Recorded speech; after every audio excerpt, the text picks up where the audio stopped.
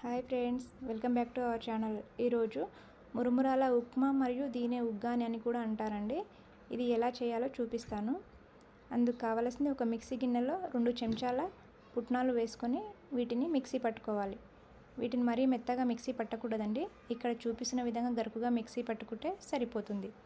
ఇప్పుడు ఒక గిన్నెలో నీళ్లు తీసుకొని ఇక్కడ చూపిస్తున్న గిన్నెతో నేను 3 గిన్నెల మురుమురాలు తీసుకున్నానండి. వీటిని నీళ్ళలో 2 నుంచి 3 నిమిషాల పాటు నాననివ్వాలి.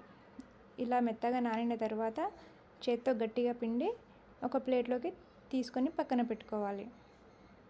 ఇలా అంతా తీసుకున్న తర్వాత స్టవ్ పై కడాయి పెట్టి సరిపడా ఆయిల్ వేసుకోవాలండి.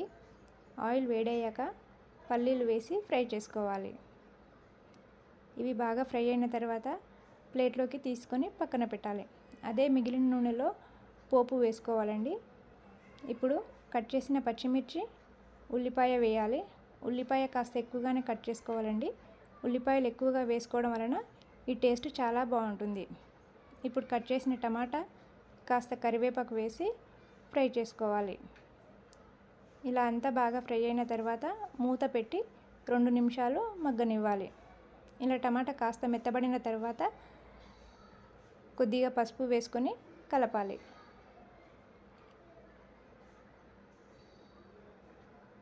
ఇప్పుడు ముందుగా ఫ్రై చేసుకున్న పల్లీలు వేసుకోవాలి. అలాగే రుచికి సరిపడా ఉప్పు వేసి కలుపుకోవాలి. ఇప్పుడు ముందుగా నానబెట్టుకున్న మురుమురాలను వేసుకొని అంతా బాగా కలిసేలా కలుపుకోవాలి.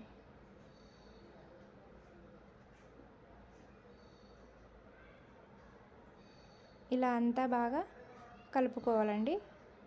ఈ విధంగా కలిపిన తర్వాత ముందుగా మిక్సీ పట్టుకున్న పుట్నాల పొడిని వేసుకోవాలి. పుట్నాల పొడి చూసుకొని వేసుకోవాలండి.